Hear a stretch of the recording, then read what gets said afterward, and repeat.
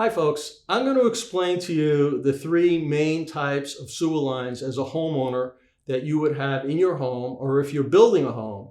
And this is going to be really useful information.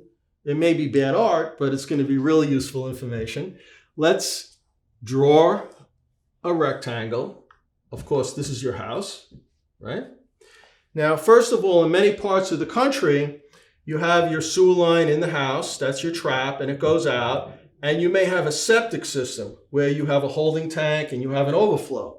So first of all, in the city of New York, that would be the holding tank for the solids, that would be the overflow. But in the city of New York, that's kind of immaterial because septic systems are not legal. If you're going to build a structure, you have to connect to a city sewer. Actually, if there's no city sewer fronting your property, you have to build the city sewer for your house to connect to, which can cost hundreds of thousands of dollars. So septic systems, New York City, not legal. That goes right off the bat. Now, the most common type of sewer in the city of New York, that's a manhole, that's a manhole. Here's your sewer, is called a combined sewer. Why is it called a combined sewer? Terrible S. Is because it takes stormwater flow and sanitary water flow. That's the most common type of sewer. Now, what does that look like? You have your sanitary sewer flow coming out. You may have a leader line, leader lines in the back of the house. Now, these leader lines can run inside the house to a separate outlet, and then they would be wired together at the property line.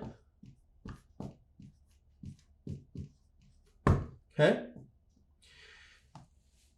There are also hardware, I'm calling it hardware. There are tanks that are usually required when you have a combined sewer. Your leader lines in the back of the house, you may have to build what's called a retention tank. That's better known as a dry well. You would call that a dry well. Now, a dry well holds the water and lets it seep into the ground. That's a dry well. The other type of tank is known as a detention tank.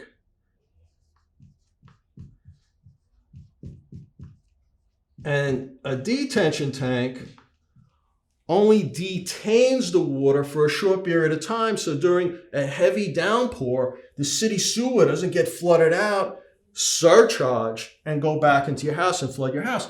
So your leader lines would get connected to the detention tank, not inside your home. And then the detention tank at the property line would let the water out and go into that combined sewer. That's the typical system in the city of New York. Now, the second type of situation that you would encounter is if there are separate sewers in the street. Those are my manholes. Now you have what's called a storm sewer and a sanitary sewer. So the difference here is, instead of that detention tank exiting and connecting to your combined line, because it's not a combined line anymore, it would exit and connect to the city storm sewer. Obviously, putting in two sewers is more expensive than one sewer, but that's what you would be obligated to do if the city had two sewers, separate sewers in the street. Now, the last type of sewer situation that you would encounter would be if there be no provisions for stormwater whatsoever, which is frequently the situation in Southeast Queens right now. They are building, the city's building storm sewers, but frequently that's a situation in Southeast Queens.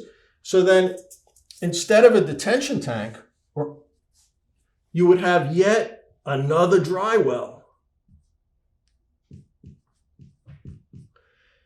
And all of your rainwater from your leaders or from area drains Maybe you have a driveway and you have a drain in the driveway. It all gets connected into the dry wells. The water seeps into the ground. It never makes it to the public sewer system.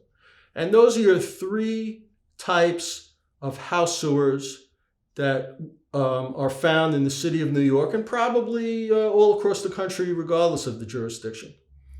Hope that helped you out there, and thanks for listening.